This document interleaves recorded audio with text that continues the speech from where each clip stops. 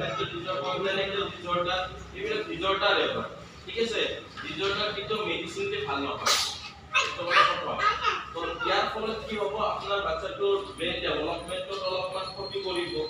যেটো বাকি বাচ্চাবিলাকৰ তুলনাত কম তো সেইটো আপোনালোকৰ কৰিবৰ কাৰণে আপোনালোকে কি কৰিব লাগিব কন্টিনিউ ব্ৰেনটো ডেভেলপ কৰাৰ কাৰণে ল্যাঙ্গুৱেজ থেৰাপি দিব লাগিব স্পীচ থেৰাপি দিব লাগিব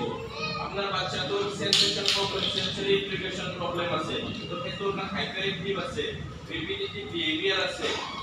স্টেৰিঅটাইপিক বিহেভিয়াৰ আছে তো এইবিলাকৰ কাৰণে আপোনাক মানে অকুপেশন থেৰাপি লাগিব বিহেভিয়াৰ থেৰাপি লাগিব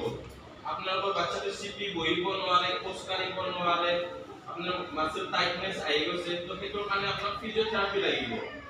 আৰু পঢ়াৰ কাৰণে আপোনাক গাইড কৰিব স্পেশাল এডুকেটৰে যেটো আমাৰ 10 নম্বৰ ছাৰে পঢ়ায় বাইছ ছাৰে তো সেইমতে আপোনাক আমাৰ ইয়াত গোটেইখিনি ডিপাৰ্টমেন্ট আছে আৰু আৰ্লি ইন্টাৰভেনশন 6 ইয়াৰ্ছলৈকে বাচ্চাটা আৰ্লি ইন্টাৰভেনশনত আহি যায় তো 3 মান্থৰ পৰা 6 ইয়াৰ্ছ সেইটো কেনেকৈ গম পাব যে আপোনালোকৰ বাচ্চাটোক আৰ্লি ইন্টাৰভেনশন লাগে নে নালাগে সেইটো আপোনালোকৰ নিৰ্ভৰ কৰিব ডিউৰিং প্ৰেগনেন্সি আপোনালোকৰ কিবা অসুবিধা হৈছিল নেকি উইদাউট ডক্টৰ সোধাকে মেডিচিন ইউজ কৰিছিল নেকি